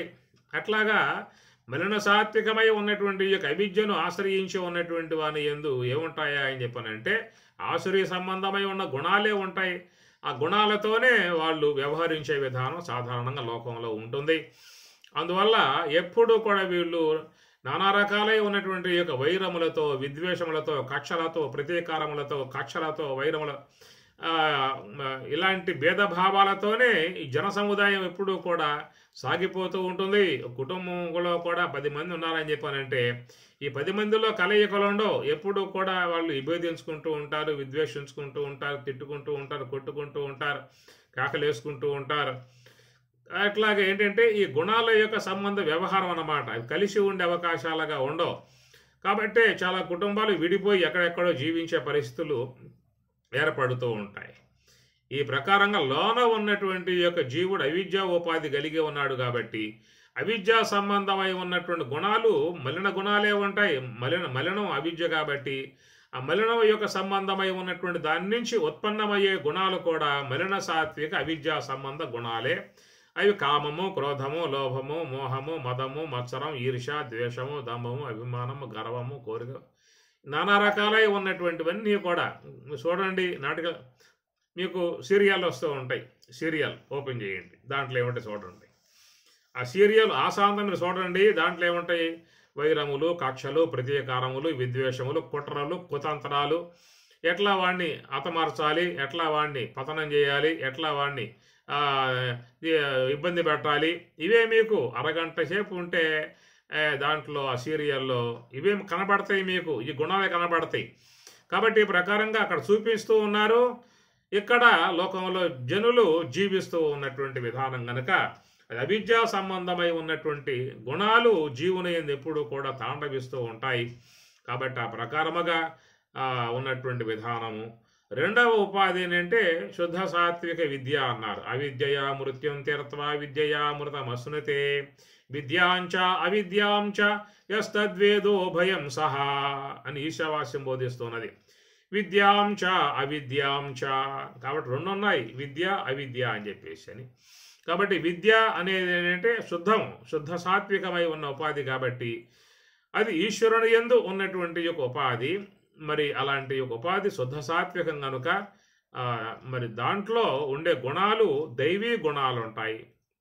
అందువల్ల మరి ఈశ్వరుడు లోకానికి మేలు చేసేవాడుగా, రక్షించేవాడుగా, సమస్త జీవులకు అభయం ఇచ్చే విధానముగా ఇవన్నీ ఎందుకున్నాయి అని చెప్పనంటే ఆయన శుద్ధ సాత్విక విద్య కలిగి ఉన్నాడు కాబట్టి. అట్లాగే సాధన ద్వారా, ధ్యానము ద్వారా, తపస్సు ద్వారా మహాత్ములు మలిన సాత్విక అవిద్యను పోగొట్టుకుని శుద్ధ సాత్విక విద్య ఈశ్వర ఉపాధిని వాళ్ళు పొందారు. కాబట్టి వాళ్ళ యందు కూడా ఈశ్వర సంబంధమైన గుణాలు వాళ్ళల్లో కూడా ప్రస్ఫుటంగా కనబడతాయన్నమాట. వాళ్ళు కూడా సమస్త జీవులకు ఉపకారం చేస్తారు, మేలు చేస్తారు, అందరిని కూడా ప్రేమిస్తారు. అద్వేష్ట సర్వభూతాన మైత్ర కరుణ ఏవచ. నేను ఎందుకుంటే ఏం చెప్పని వాళ్ళు విద్యను ఆశ్రయించారు కాబట్టి దైవీ సంబంధమైన ఉన్న గుణాలు మహాత్ముల యందు కూడా ఉంటాయి. అందువల్ల వారు ఈశ్వర స్వరూపులు, ఈశ్వరాంశ గలవారని చెప్పని మనం పూజ చేస్తూ ఉన్నాం, సేవిస్తూ ఉన్నాం. అంటే కారణం ఏంటంటే వాళ్ళు ధ్యానము ద్వారా, హంస యొక్క ఆశ్రయం ద్వారా నివృత్తి మార్గములో పయనించి ఉన్నటువంటి యొక్క పూజ్య మహాత్ములు. కాబట్టి మనం కూడా మలిన సాత్వికమై ఉన్నటువంటి యొక్క అవిద్యను పోగొట్టుకోగలిగితే, శుద్ధ సాత్విక విద్యను పొందగలిగితే మనకు కూడా ఈశ్వరత్వం సంప్రాప్తింపబడుతుంది. అటు ఈశ్వరానుగ్రహముతో ఆ యొక్క ఉపాధి, శుద్ధ సాత్విక ఉపాధి అనుసరించి మనలో కూడా మంచి గుణాలు వ్యవహారంలోకి వచ్చే అవకాశం ఉంటుందన్నమాట. అప్పుడు ఆ యొక్క గుణాలు వ్యవహరిస్తాయన్నమాట. అవే వ్యవహరింప చేయిస్తూ ఉంటాయి. కాబట్టి ప్రకారముగా ఈ తేడా పాడా ఎందుకు వచ్చిందయ్యా అని చెప్పనంటే ఉపాధులను బట్టి వచ్చినటువంటి యొక్క తేడా అన్నమాట అది. అందుచేత మరి స్వామి గారు మనకు భగవద్గీతలో కూడా రెండు అంశాలను బోధిస్తూ ఉంటారు. మోఘాశ మోఘ కర్మాణ మోఘ జ్ఞాన విచేతస రాక్షసీం ఆసురీం చైవ ప్రకృతిం మోహినీం శ్రితాః అని. అవిద్యా సంబంధమై ఉన్నటువంటి, అజ్ఞాన సంబంధమై ఉన్నటువంటి, మలిన సంబంధమై ఉన్నటువంటి అవిద్యతో చేరి ఉన్న జీవులు ఇలాంటి భావాలు కలిగి వ్యవహరిస్తారు అని చెప్పనన్నారు. మరి ఈశ్వర ఉపాధి, శుద్ధ సాత్విక ఉపాధి, దాన్ని ఆశ్రయించిన వాళ్ళు ఎట్లా ఉంటారు అనే మాట కూడా స్వామి చెప్పారు ఇక్కడ. మహాత్మానస్తు మాం పార్థ దైవీ ప్రకృతిం ఆశ్రితాః. దైవీ ప్రకృతి, శుద్ధ సాత్విక ప్రకృతిని ఆశ్రయించి ఉన్నటువంటి వారు మహాత్మానః, మహాత్ములు అన్నారు. దైవీ ప్రకృతిం ఆశ్రితాః భజంతి అనన్య మనసః జ్ఞాత్వా భూతాదిం అవ్యయం. అనన్య మనసః, ఆ మనస్సుని విచలవిడిగా పోనివ్వకుండగా చక్కగా హంస యొక్క ఆశ్రయంలో జపము ద్వారా, ధ్యానము ద్వారా నివృత్తి మార్గంలో పయనింపజేసి కనుక మాం ఆశ్రితాః, ఈశ్వరుణ్ణి ఆశ్రయించారు కాబట్టి వాళ్ళకు కూడా ఈశ్వర సంబంధమై ఉన్న శుద్ధ సాత్వికత సంప్రాప్తింపబడుతుంది. ఈశ్వరునిలో ఏ గుణాలైతే ఉన్నాయో అట్టి సద్లక్షణాలు వాళ్ళకు కూడా వస్తాయన్నమాట. కాబట్టి ఈ ప్రకారంగా ఎవరైనా కానీ ఆ యొక్క ఈశ్వరత్వాన్ని పొందవచ్చు, దైవానుగ్రహాన్ని పొందవచ్చు, దైవంలో చేరిపోవచ్చు, ఈశ్వరుల్లో చేరిపోవచ్చు. చేరిపోవాలని చెప్పనంటే దానికి ఏమిటి మార్గము అని, అది నివృత్తి మార్గము అని చెప్పని అన్నారు. ప్రవృత్తి మార్గం ద్వారా అయితేనేమో అవిద్యా సంబంధమై ఉన్న గుణాలు వృద్ధవుతూ ఉంటాయి. ఎంతెంత అనాత్మలోకి పోతామో, ఎంతెంత బహిర్గతముగా పోతామో, విషయాల్లోకి పోతామో, అనాత్మలోకి పోతామో వారికి అంతంత అనాత్మ సంబంధమై ఉన్న తమో గుణాలు, తామసిక ప్రవృత్తి అదే ఏర్పడుతుంది. ఎవరైతే నివృత్తి మార్గం, దైవీ మార్గం, అది నివృత్తి మార్గం అనగా పరమాత్మ యొక్క మార్గం. ఆ నివృత్తి మార్గంలో పయనించేటువంటి వారందరూ కూడా మాలిన్యాల నుంచి ఎడబడి చక్కగా అనుగ్రహాన్ని పొంది అటు ఈశ్వర స్వరూపులు అయ్యేటువంటి విధానం ఏర్పడుతుంది. ఇది ఈ మాట మీకు భగవద్గీత 12వ అధ్యాయంలో స్వామి చెప్తారు. మయ్యేవ మన ఆదస్వ మయి బుద్ధిం నివేశయ నివసిష్యసి మయ్యేవ అత ఊర్ధ్వం న సంశయ. మయ్యేవ మన ఆదస్వ, ఆ మనస్సుని మయి నాయందు పెట్టు అన్నారు. నాయందు అంటే మహాకారణము, ఘ్రాణము, నాసిక అంటారు కదా. ఆ నాసిక స్థలములో సంచరించేటువంటి శ్వాస, ఆ శ్వాసను పట్టుకొని ఉన్నటువంటి యొక్క ఈశ్వరుడు, అంటే ఆ శ్వాసను ఆశ్రయించిన వాడు ఈశ్వరుణ్ణి ఆశ్రయించే విధానం ఏర్పడుతుంది.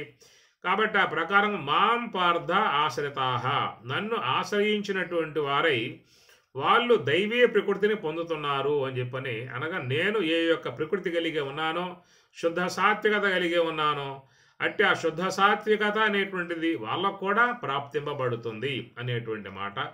ఈ ప్రకారముగా హెచ్చు తగ్గులు అనగా తక్కువ ఎక్కువ అనేటువంటి విధానాలు ఎక్కడొస్తున్నాయి అని చెప్పనంటే ఉపాధి భేదాన్ని బట్టి. అనగా జీవుని యందు ఉన్నటువంటి యొక్క జీవోపాధి అవిద్య, ఈశ్వరంలో ఉన్నటువంటి యొక్క ఈశ్వరోపాధి మాయ, ఈ మాయా సంబంధమై ఉన్న లక్షణాలు దైవీ లక్షణాలు, ఆశ్రయ సంబంధమైనటువంటి యొక్క లక్షణాలు ఆశ్రయ సంబంధ లక్షణాలు, వీటిని బట్టి ఈ తేడా అనేది ఏర్పడుతుంది. కాబట్టి ఆయనక్కడ ఈయనక్కడ, ఆయనంత ఈయనంత, ఆయనంతటి వాడు ఈయనంతటి వాడు ఎందుకంటున్నాము అని చెప్పినట్టు ఉపాధి భావాలను బట్టి అంటున్నాం అన్నమాట. ఆ ఉపాధి అవిద్యా సంబంధమై ఉన్న ఉపాధిని, మాయా సంబంధమై ఉన్న ఉపాధిని రెండు పక్కన పెట్టాము అని చెప్పనంటే మాయోపహిత చేతనమై ఉన్నటువంటి యొక్క ప్రత్యేగాత్మ, అవిద్యోపహిత చేతనమై ఉన్నట్టు మాయ ఉపాధిగా ఉన్నటువంటి యొక్క పరమాత్మ, అవిద్య ఉపాధిగా ఉన్నటువంటి మరి చేతనం ప్రత్యేగాత్మ. ఈ ప్రత్యేగాత్మ పరమాత్మలకు ఏకత్వం ఉన్నది కనుక రెండింటి యందు ఉన్నటువంటి యొక్క లక్షణాలకు మరి హెచ్చు తగ్గులు లేవు అన్నమాట. తేడాపాడా అనే అంశాలు లేవు అక్కడ. పరమాత్మలో ఉన్నటువంటివే ప్రత్యేగాత్మలో ఉన్నాయన్నమాట. అయితే ఇక్కడ ఉపాధి సహితమై ఉన్న విధానంలో చూసినట్లయితే జీవునిలో ఉన్నటువంటి గుణాలు ఈశ్వరుని యందు లేవు, ఈశ్వరుల్లో ఉన్న గుణాలు జీవుని యందు లేవు అన్నమాట. కారణం ఏంటంటే ఉపాధి భేదం బట్టి శుద్ధ ఉపాధి కాబట్టి అక్కడ శుద్ధమై ఉన్నటువంటి యొక్క దైవీ గుణాలు ఉంటాయి. ఇది మలినం కనుక అవిద్య అశుద్ధం కాబట్టి అశుద్ధమై ఉన్నటువంటి యొక్క అవిద్య మలిన ప్రకృతి యందు మలినమై ఉన్నటువంటి యొక్క ఆసురీ గుణాలు ఉంటాయి. కాబట్టి దైవీ గుణాలు ఆసురీ గుణాలు అనేటువంటి యొక్క అంశం చెప్తూ స్వామివారు మీకు భగవద్గీత 16వ అధ్యాయంలో బోధించారు. అది మీరు చూసుకోవచ్చు కావాలంటే. ఆధ్యాత్మికమును శీలించేటువంటి యొక్క ఉద్దేశం ఉన్నటువంటి వారు, ఆధ్యాత్మిక రంగంలో ప్రయాణం చేద్దామన్న అపేక్ష ఉన్నటువంటి వారు ముఖ్యంగా 16వ అధ్యాయాన్ని చక్కగా అధ్యయనం చేయాల్సి ఉంటుంది. అక్కడ స్వామివారు ఆసురీ గుణాలు దైవీ గుణాలు అని చెప్పేసి దైవీ సంపత్తి విమోక్షాయ నిబంధాయ ఆసురీ మత అని చెప్పని అంటారు. దైవీ సంపత్తి విమోక్షాయ, దైవీ గుణాలు మోక్షానికి చక్కగా అనుకూలించే విధానంగా ఉంటాయి. నిబంధాయ ఆసురీ సంబంధమై ఉన్నటువంటి గుణాలు అవి బంధించేటువంటివిగా ఉంటాయని చెప్పని అంటారు. కాబట్టి ఈ యొక్క అధ్యాయం మనకి ఆ 15వ అధ్యాయం అయిన తర్వాత ఏ 16, 17 అధ్యాయాలు ఉంటాయో ఆ రెండు కూడా సాధకులై ఉన్నటువంటి వారికి చక్కటి మార్గాన్ని ఉపదేశించే విధానంగా ఉంటాయి కనుక అవి ముందు అధ్యయనం చేయగలిగితే మన తాత్విక రంగంలో ప్రవేశించే అవకాశం అనేది ఏర్పడుతుంది. కనుక రెండు కూడా అర్హతా పత్రాలు అన్నమాట. అలాగే 16వ అధ్యాయము 17వ అధ్యాయం దైవాసుర సంపత్తి విభాగ యోగము, శ్రద్ధాత్రయ విభాగ యోగం, ఈ రెండు కూడా ఏంటంటే ఆధ్యాత్మిక రంగంలో ప్రవేశించడానికి వానికి యోగ్యతా సంబంధ పత్రాలు అనేటువంటివి. ఆ రెండు కనుక అవగాహన చేసుకున్నట్లయితే ఆధ్యాత్మికంలో ప్రవేశించే అవకాశం ఏర్పడుతుంది. అర్హత అని చెప్పనంట, అర్హత ఉండాలి. అధికారం అంట, అర్హత అన్నారు, యోగ్యత అని చెప్పని అన్నారు. యోగ్యత లేకుండా ఎట్లా దాన్ని పొందే అవకాశం ఉంటుంది? యోగ్యత ఉండొద్దా? ఒక వ్యక్తి చూశాడు, ఈ పూట బాగా ఉంది, వారం బాగా ఉన్నది, మంచి గడియలు బాగా ఉన్నాయి, అమృతకాలం ఉన్నది, అంతా విధియ తదియలు ఉన్నాయి, ఇవన్నీ చూసుకున్నాడు, మిన్నమేస్తాలు లెక్క పెట్టుకున్నాడు, నేరుగా పోయాడు, కలెక్టర్ ఆఫీసులో ఆ సీట్లో పోయి కూర్చున్నాడు. కలెక్టర్ ఆఫీస్ సీట్లో కూర్చున్నాడు. అడిగారు అక్కడ ఉన్నటువంటి వారు, నీకు ఎవరు ఇచ్చారా ఉద్యోగం అని చెప్పి అడిగారు. నాకు ఒకరు ఇచ్చేదేముంది, ఇప్పుడు ఉద్యోగం లేదు, ముహూర్తం బాగా ఉన్నది, ఇప్పుడు విధేయ తేదీలు మంచిగా ఉన్నాయి కాబట్టి వచ్చి సీట్లో కూర్చున్నా అని చెప్పి అంటాడు వాడు. కూర్చొని ఇస్తారా చెప్పండి. కాబట్టి ఆ ప్రకారంగా సీట్లో కూర్చోవాలంటే ఎంతో కాలం వాడు అభ్యాసం చేయాలి, చదవాలి, పాస్ కావాలి, ఐఏఎస్ కావాలి. అట్లయితేనే మరి ఆ యొక్క దాంట్లో కలెక్టర్గా కూర్చునే అవకాశం ఏర్పడుతుంది అన్నమాట. యోగ్యత అని చెప్పని అంటారు. యోగ్యతను బట్టి ఆ స్థానం వస్తుంది. డాక్టర్గా ఉండి ట్రీట్మెంట్ చేయాలని చెప్పనంటే కూడా వానికి ఒక యోగ్యత పత్రం ఇస్తుంది ప్రభుత్వం, డాక్టరేట్ ఇస్తుంది అన్నమాట. ఈయన డాక్టర్ గారు అని చెప్పేసి అని 5 ఏండ్లు మెడికల్ చదివినట్లయితే దాన్ని బట్టి ఆయనకి వైద్యం చేసే విధానాలలో ఒక అర్హత ఇస్తారు. అప్పుడు వైద్యం చేయొచ్చు అన్నమాట. అంతే తప్ప నేను వైద్యం చేస్తానని చెప్పిన ఉద్దేశంతో స్టెతస్కోప్ మెడలో వేసుకొని 5-6 డబ్బాలు సీసాలకు పక్కన పెట్టుకుని, సీసాలు తప్ప పక్కన పెట్టుకొని వచ్చిన వాడికల్లా స్టెతస్కోప్తో టక్ టక్ టక్ టక్ అది వినేసేసి ఆ డబ్బాల్లో మందులు 4-5 బిళ్ళలు చేతిలో పోసి ఈ మింగరా అని చెప్పని అంటూ ఉంటే వాడు బతుకుతాడా పోతాడా? అది యోగ్యత అని చెప్పని అన్నారు. కాబట్టి ఆ ప్రకారంగా బ్రహ్మ విద్య యొక్క విధానంలో యోగ్యత అనే విషయంలో కూడా మరి ధృతరాష్ట్రుడు విన్నాడు, అర్జునుడు విన్నాడు. ధృతరాష్ట్రుడికి పట్టలేదు, అర్జునుడికి పట్టింది మనసుకి. కారణం ఏంటని చెప్పనంటే యోగ్యతా విధానం. అర్జునుడికి యోగ్యత ఉన్నది. శిష్యస్తేహం షాది మాం త్వాం ప్రపన్నం అన్న విధానముగా శరణాగతి వేడాడు, శిష్యుడయ్యాడు, భగవంతుని వేడుకున్నాడు. ఎత్తు శ్రేయ, నాకు ఏది శ్రేయో మార్గమో నాకు బోధించని అడిగాడు. కాబట్టి యోగ్యతా విధానముగా అతడు పరమాత్మ కృపకు పాత్రుడయ్యాడు. ధృతరాష్ట్రుడు విన్నాడు గీత, వాడికి ఏం పట్టలేదు, ఎందువల్ల అయోగ్యుడిగా ఉన్న విధానంలో విన్నాడు. ఈ విధముగా యోగ్యత అయోగ్యత అనేటువంటి విధానాలలో వ్యక్తిత్వమును చక్కగా నిర్ణయించే విధానముగా ఉన్నటువంటివి 16వ అధ్యాయము దైవాసుర సంపత్ విభాగ యోగము, 17వ అధ్యాయం శ్రద్ధాత్రయ విభాగ యోగం. శ్రద్ధ అనేది చాలా అవసరం. ఆ శ్రద్ధ కూడా ఎట్లా ఉండాలి? సాత్విక శ్రద్ధ ఉండాలి, రాజసిక శ్రద్ధ, తామసిక శ్రద్ధ. ఇలాంటివి ఉన్నటువంటి వాళ్ళు ఆధ్యాత్మికం వినలేరు, విన్నా కానీ నిలబడే అవకాశాలు లేవు. వాళ్ళు ధ్యానం చేయలేరు, ధ్యానం చేసినా కానీ ధ్యానంలో నిలకడగా ఉండే అవకాశాలు ఉండవు. ఎక్కువ కాలం ఉండే అవకాశం లేదు. ఇట్లా వస్తారు అట్లా వెళ్ళిపోతారు. ఎంతోమంది వస్తూ ఉంటారు, వింటూ ఉంటారు, వెళ్ళిపోతూ ఉంటారు. చివరిదాకా ఉండేది ఎవరని చెప్పనంటే మంచి జిజ్ఞాస, మంచి శ్రద్ధ, సాత్విక శ్రద్ధ ఉన్నటువంటి వాళ్ళు ఉన్నారే, వాళ్ళు వస్తారు, చక్కగా ఉంటారు, చివరిదాకా విషయాలు బాగా వింటారు, చాలా కాలం ఉంటారన్నమాట. మనకు జూమ్లో కూడా ఎంతోమంది వస్తూ ఉన్నారు, పోతూ ఉన్నారు, సత్రంలాగా పోయే విధానాలకు. కారణం ఏంటంటే ఆ శ్రద్ధ అనేది సాత్వికమై ఉన్నట్లయితే అది ఆ యొక్క విషయం మీద కూర్చోబెడుతుంది, ఆ విషయాన్ని బాగా అవగాహన చేయించుకుంటుంది, నిలకడగా ఉండే విధానంగా చేస్తుంది అన్నమాట.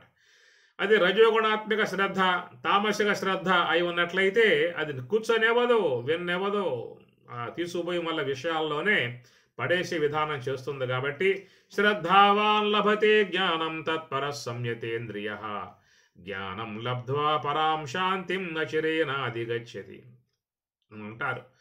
మనుష్యానాం సహస్రేషు కశ్చిత్ తతి సిద్ధయే స్వామి చెప్పిన మాట. మనుష్యానాం సహస్రేషు అనేక వేల మంది ఆధ్యాత్మికులు వచ్చినప్పటికీ కూడా కశ్చిత్ చివరికి చాలామంది వెళ్ళిపోతారు, ఏ ఒక్కడో మిగిలే అవకాశం ఏర్పడుతుంది అని స్వామి చెప్తారు. కారణం ఏంటని చెప్పనంటే వాళ్ళలో ఆ యొక్క శ్రద్ధ, సాత్విక శ్రద్ధ ఉన్నట్లయితే నిలకడగా ఉండే అవకాశం ఏర్పడుతుంది. అందుచేత మీకు శ్రద్ధాత్రయము అన్నాడు. శ్రద్ధాత్రయ విభాగ యోగం 17వ అధ్యాయం. శ్రద్ధాత్రయ, త్రయ అంటే 3, సాత్విక, రాజసిక, తామసిక అన్నమాట. దైవాసుర సంపత్తు అన్నారు. దైవ ఆసుర, దైవీ గుణాలు, ఆసురీ గుణాలు.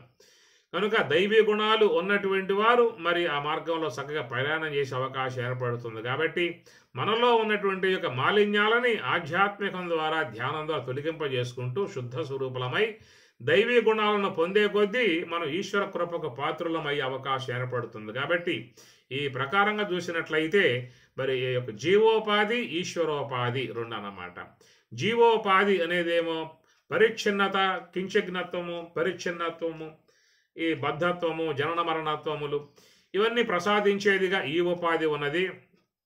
ఈశ్వరోపాధి మాయా శుద్ధ సాత్విక విద్య కాబట్టి దాని ద్వారా మోక్ష మార్గంలో పయనింపజేయటము, సద్గుణాలను కలిగి ఉండటము, అందరినీ ప్రేమించటము, దయాగుణములు కలిగి ఉండటము, అందరి పట్ల ప్రేమ భావన కలిగి ఉండటము, భగవంతుని నిరంతరంగా ఆరాధన చేసే విధానంగా ఉండటము, ఇంకా అనేక సద్లక్షణాలు కలిగి వ్యవహరించే విధానం ఉంటుంది కాబట్టి వారు జీవితంలో శాంతి, సుఖాన్ని, ఆనందాన్ని పొందే విధానం, తనను ఆశ్రయించి ఉన్నటువంటి వారు కూడా ఆయన ద్వారా ఆనందము, సుఖము, శాంతిని పొందే విధానము అనేటువంటివి ఉంటాయి. కాబట్టి ఇవి ఈశ్వర సంబంధమై ఉన్నటువంటి యొక్క అంశములు, జీవ సంబంధమై ఉన్నటువంటి యొక్క అంశములు. ఇక్కడ ఉపాధి భావాన్ని బట్టి వచ్చేటువంటి ఈ తేడా అనే అంశం అన్నమాట. దీన్నే బాధ సామానాధికరణ్యము అని చెప్పని అంటారు. ముఖ్య సామానాధికరణ్యము అని చెప్పనంటే జీవలక్ష్యార్థమై ఉన్నటువంటి ప్రత్యేగాత్మ, ఈశ్వర లక్ష్యార్థమై ఉన్నటువంటి పరమాత్మ, సమస్త విశ్వమంతా వ్యాపకమై ఉన్నటువంటి బ్రహ్మము. ఈ తత్వాన్ని బోధిస్తుంది మనకి ఉపనిషత్తులు. ముఖ్యంగా ఈ అంశాన్ని బోధిస్తూ ఉన్నాయి. సర్వం ఏతద్ బ్రహ్మ, అయం ఆత్మ బ్రహ్మ, సోయమాత్మ చతుష్పాత్. మన మాండిక్యంలో వచ్చే రెండో మంత్రం ఇది. సర్వం ఏతద్ బ్రహ్మ, బ్రహ్మం అంతటా వ్యాపకమై ఉన్నది. అయం ఆత్మ బ్రహ్మ, అంతటా వ్యాపకమై ఉన్న బ్రహ్మమే నీలో ఆత్మరూపముగా ఉన్నదని అన్నారు. కాబట్టి ప్రకారముగా మనకి ఈ శ్లోకంలో, మనకి 12వ శ్లోకంలో స్వామి చెప్పే విధానముగా నత్వేవాహం జాతు నాసం నత్వం నేమే జనాధిపాహ నచైవ న భవిష్యామః సర్వే వయం అతః పరం అహం నేను త్వం నీవు ఇమే జనాధిపాహ. వీళ్ళందరం కూడా ఎప్పటికీ ఉన్నామయ్యా మనం. ఇక ముందు కూడా ఉంటాం, ఇంతకుముందు ఉన్నాం, ఇప్పుడు ఉన్నాం, ఇక ముందు ఉంటాం. ఈ ఉంటాము అనేది సత్తా మాత్రం, అది బ్రహ్మం యొక్క స్వరూపం. ఈ ఉంటా అనేటువంటి యొక్క అంశములు ఏ యొక్క బాధ సామానాధికరణ్యముగా ఉన్నటువంటి ఉన్నాయో అనాత్మ సంబంధ వస్తువులు, అవి కాలాంతరములో అంతరించిపోతాయి, కాలాంతరంలో తొలగిపోయేటువంటివే. కాబట్టి ఇవన్నీ కూడా పరిచ్ఛిన్నత కలిగి ఉంటాయి, పరిణామం కలిగి ఉంటాయి, తర్వాత మిథ్యా విధానం కలిగి ఉంటాయి. మిథ్యా అని చెప్పనంటే అవి మధ్యకాలంలోనే తొలగిపోయే విధానము అనే అర్థం అన్నమాట. కనుక మిథ్యా మాత్రముగా ఉండేటువంటి యొక్క అంశములను తీసుకొని మనము ఈ తేడా అంశాన్ని చూస్తూ ఉన్నాము. కాబట్టి ఆయన వేరు, ఈయన వేరు, అది వేరు, ఇది వేరు, ఆ దేవుడు వేరు, ఈ దేవుడు వేరు, ఈ జీవుడికి ఆ దేవుడికి ఎట్లా సంబంధం కుదురుతుంది, ఆయన ఎక్కడ, ఈయన ఎక్కడ, ఇవన్నీ ఎందుకు వస్తున్నాయి అని చెప్పనంటే అనాత్మ అనేటువంటి యొక్క అంశాలను తీసుకుని మనం చూస్తాం కారణంగా ఆయన వేరు, ఈయన వేరు, అది వేరు, ఇది వేరు అనే భావాలు ఇప్పుడు చెప్పుకున్నాం కదా. కనుక అవిద్య ఉపాధిగా ఉన్నటువంటి జీవుని లక్షణాలు వేరుగా ఉంటాయి, మాయా ఉపాధిగా ఉన్నటువంటి ఈశ్వరుని లక్షణాలు వేరుగా ఉంటాయి. కాబట్టి ఆయన గొప్పవాడు, ఈయన తక్కువవాడు, ఆయన సర్వజ్ఞుడు, ఈయన కించజ్ఞుడు, ఆయన పరిపూర్ణుడు, ఈయన అపరిపూర్ణుడు, ఆయన ముక్తుడు, ఈయన బద్ధుడు. ఇవన్నీ ఎందుకు వస్తున్నాయని చెప్పానంటే ఉపాధి భావాన్ని బట్టి చూసినప్పుడు మీకు ఈ తేడా కనబడుతుంది. లోపలికి వెళ్ళు, అంతరంగా వెళ్ళు, లోన చూసినట్లయితే ఆ లోన ఉన్నటువంటి చేతనం ఏమిటయ్యా అని చెప్పనంటే సర్వం ఏతద్ బ్రహ్మ, అంతటా వ్యాపకమై ఉన్నటువంటి యొక్క బ్రహ్మమే అహం, నాయందున్నటువంటి పరమాత్మ, త్వం, నీయందున్నటువంటి ప్రత్యేగాత్మ, ఇమే జనాధిపాహ, అందరిలో ఉన్నటువంటి వ్యాపకమై ఉన్నటువంటి యొక్క బ్రహ్మము. ఈ ప్రత్యేగాత్మ, పరమాత్మ, ఆ బ్రహ్మము అంతా కూడా అది ముఖ్య సామానాధికరణ్యము అని చెప్పని అంటారు. అది ఎప్పటికీ కూడా ఒకే విధానముగా ఉంటుంది. కాబట్టి నాలో ఉన్నటువంటి యొక్క బ్రహ్మము, నీలో ఉన్నటువంటి బ్రహ్మము, అందరిలో ఉన్నటువంటి బ్రహ్మము ఒక్కటే. ఇది ముఖ్య సామానాధికరణ్యము. ఎందువల్ల అని చెప్పనంటే దీంట్లో తేడా లేదు. అన్నింటి ఎందు నాలో ఉన్న ఆత్మ, నీలో ఉన్న ఆత్మ, అందరిలో ఉన్న ఆత్మ ఒకే బ్రహ్మము. కాబట్టి బ్రహ్మం ఎట్లా ఉంటుంది? సత్యం జ్ఞానం అనంతం బ్రహ్మ ఆనందో బ్రహ్మేతి విజానాతో అని చెప్పారు మహాత్ములు. ఉపనిషత్తులు వచ్చిన అంశం అన్నమాట. ఎట్లా ఉంటుంది బ్రహ్మము అనే మాటకి సత్యం, జ్ఞానం, అనంతం, ఆనందం, ఈ 4 లక్షణాలు ఏ యొక్క వస్తువు కలిగి ఉన్నదో దానిని బ్రహ్మము అన్నారు. ఈ 4 దాంట్లో ఉన్నాయన్నమాట. చూడండి, కలకండ అని చెప్పని అంటాం. కలకండ అంటే ఎట్లా ఉంటుంది? ఏమి తీయగా ఉంటుంది, గట్టిగా ఉంటుంది, తెల్లగా ఉంటుంది, నోట్లో వేస్తే కరుగుతుంది అనే విధానంగా 4 గనక ఉన్నటువంటి దాన్ని పటికి బలం అంటారు, కలకండ అని చెప్పని అంటారు. మీ భాషలో మీరు అర్థం చేసుకోండి. దాన్ని కలకండ అని, పటికి బల్లం అంటారు. ఎట్లా ఉంటుందయ్యా అని చెప్పనంటే అది చూస్తే తెల్లగా ఉంటుంది, ఒత్తితే గట్టిగా ఉంటుంది, తర్వాత నోట్లో వేస్తే తీయగా ఉంటుంది, సప్పడిస్తే కరుగుతుంది అన్నమాట, కరుగుతుంది. ఈ 4 ఉండాలి కలకండ అని చెప్పన్నప్పుడు. 4 కాకుండా తెల్లగా ఉండేది కలకండ అని చెప్పన్నా అనుకో, తెల్లగా ఈ బూది గడ్డ తెల్లగానే ఉంటుంది, మార్బుల్ రాయి తెల్లగానే ఉంటుంది. కాబట్టి ఇది కాదు. తీయగా ఉండి కలకండ అని చెప్పి అన్నాం అనుకో, తీపితనం చక్కెరలోనూ ఉన్నది, బెల్లంలోనూ ఉన్నది, చెరుగడ్డలో ఉన్నది. దీన్ని అతి వ్యాప్తి అని చెప్పని అంటారు. ఒక అక్షరం చెబితే అతి వ్యాప్తి అని చెప్పని అంటారు. పట్టిక బెల్లం అంటే గట్టిగా ఉంటుంది అని చెప్పి అన్నాం అనుకో, ఒక లక్షణము. ఆ గట్టితనం అనేటువంటిది కంకర్రాయిలో ఉంటుంది, ఇతర మట్టి గడ్డల్లో ఉంటుంది, అనేక వస్తువుల్లో గట్టితనం ఉన్నది. అది కలకండ కాదు. నోట్లో వేస్తే కరుగుతుంది అని చెప్పి అన్నాం అనుకో, నోట్లో చక్కెర వేసి కరుగుతుంది, బెల్లం వేసిన కరుగుతుంది, ఇంకేం బెల్లం కరుగుతుంది. కాబట్టి కరగటం అనేటువంటి విధానం కాదు. ఈ 4 ఏదైతే కలిగి ఉన్నదో దాన్ని కలకండ అని చెప్పి అన్నారు. ఏమిటా 4? చూస్తే తెల్లగా ఉండాలి, ఒత్తితే గట్టిగా ఉండాలి, నోట్లో వేస్తే తీయగా ఉండాలి, చప్పటిస్తే కరగాలి. ఈ 4 దేంట్లో ఉంటే అదే కలకండ అన్నట్లుగా అక్కడ లక్షణ విధానం చెప్పారు. బ్రహ్మం యొక్క విషయంలో సత్యం జ్ఞానం అనంతం బ్రహ్మ ఆనందో బ్రహ్మేతి విజానాత్ అన్నారు. ఆనందం బ్రహ్మేతి విజానాత్ ఆనందాత్యవ ఖలు యమాని భూతాని జాయంతే ఆనందేన జాతాని జీవంతి ఆనందం ప్రయంతభిషం విశంతి తద్బ్రహ్మ అన్నారు. ఆనందం బ్రహ్మం. కాబట్టి అలాంటి యొక్క ఆ బ్రహ్మమే నీవు అయి ఉన్నావో లేవు చూసుకో, తెలిసిపోతుంది కదా. నేను బ్రహ్మం అయి ఉన్నానా అనే విషయం చూసుకోండి. బ్రహ్మం ఏమిటయ్యా అంటే ఆనందం. బ్రహ్మం ఆనందము. కాబట్టి లోకంలో అందరూ కూడా ఆనందాన్ని అపేక్షిస్తూ ఉన్నారు. నువ్వు ఎట్లా ఉండాలిరా? ఆనందంగా ఉండాలి. వాడు ఎట్లా ఉండాలి? నేను ఆనందంగా ఉండాలి. నువ్వు ఎట్లా? ఆనందంగా ఉండాలి. లోకంలో ప్రతి ఒక్క వ్యక్తి కూడా కోరుకునే లక్షణం ఇది. అందరూ కూడా ఆనందాన్నే అపేక్షించే వాళ్ళుగా ఉన్నారు. కారణం ఏంటంటే బ్రహ్మము ఆనందం కాబట్టి ఆ బ్రహ్మము యొక్క స్వరూపమే నీవై ఉన్నావు గనక ప్రతి ఒక్క వ్యక్తి యందు ఆనందమే అపేక్షణీయమై ఉన్నది. ఎవ్వరూ కూడా జీవితంలో దుఃఖాన్ని కోరుకోరు, అశాంతిని కోరుకోరు, బాధలు కోరుకోరు. ఎప్పుడూ శాంతిగా ఉండాలి, సుఖంగా ఉండాలి. ఎందువల్లంటే ఆత్మ యొక్క లక్షణాలు అవి. శాంతాకారం భుజగశయనం అని చెప్పాను లేదా. పరమాత్మ ఎట్లా ఉంటాడా అంటే శాంతాకారం అన్నారు. మరి అక్కడ ఆయన ఎక్కడ ఉన్నాడు? గగన సదృశం. గగనం అంటే ఆకాశం. ఆకాశం ఎట్లా వ్యాపకమై ఉన్నదో మరి ఆ యొక్క స్వరూపం కూడా అంతటా వ్యాపకమై ఉన్నది అన్నాడు. అంతటా వ్యాపకమై ఉన్నటువంటి యొక్క స్వరూపాన్ని ఎక్కడ పొందాలి? యోగి హృదయానగమ్యం అన్నారు. యోగి హృత్ ధ్యానగమ్యం అన్నారు. కాబట్టి యోగులై ఉన్నటువంటి వారు నివృత్తి మార్గము ద్వారా ధ్యానం చేసి ఆ ధ్యానములో హృత్తు తన హృదయమునందే ఆ స్వరూపాన్ని పొంది ఆనందిస్తూ ఉన్నారు. కాబట్టి మహాత్ములందరూ కూడా ఎప్పుడూ కూడా ఆనందంగా ఉంటారు, బ్రహ్మానంద భరితులై ఉంటారు. ఎందుకు? ఆ స్వరూపం లయించేవాళ్ళుగా, ఆ స్వరూపం అవలోకనం చేసేవాళ్ళుగా ఉన్నారు కాబట్టి వాళ్ళు ఎప్పుడు ఆనందంగా ఉంటారు. మనం కూడా జీవితంలో ఎప్పుడూ కూడా ఆనందాన్ని కోరుకుంటూ ఉన్నాం, కానీ దుఃఖాన్ని పొందుతూ ఉన్నాం. కారణం ఏంటంటే కారణం ఏంటి చెప్పండి? మనం ఆ స్వరూపమునందు లేము. అనాత్మ వస్తువులతో చేరి ఉన్నాం. అనాత్మ వస్తువులతో చేరి ఉన్నాం. దేహ సంబంధ భావాలు కలిగి ఉన్నాం. ఏమి ఇట్లాగా మనం దుఃఖంగా ఉండటం కారణం ఏంటంటే మన స్వరూపము యొక్క విస్మృతి అన్నారు. స్వరూప విస్మృతి. అనాత్మ వస్తువులతో తాదాత్మ్యాన్ని పొందాం. ఏమి తాదాత్మ్యం పొందటం వల్ల ఏమైంది? దుఃఖం మన యందు ఆపాదింపబడుతూ ఉన్నది. అది ఒక ఇనప రాడ్డు పట్టుకోండి, ఎట్లా ఉంటుంది?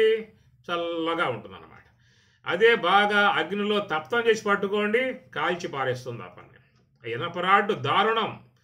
ఏ ఇనప రాడ్డు యందు అగ్ని ఆవేశమై ఉన్నదో అటు అగ్ని ఆవేశమై ఉన్నటువంటి యొక్క ఇనప రాడ్డు ఎర్రగా ఉంటే దాన్ని 2 చేతులా పట్టుకోండి, మీరు 2 చేతులు కాలిపోతాయి ఆ పని.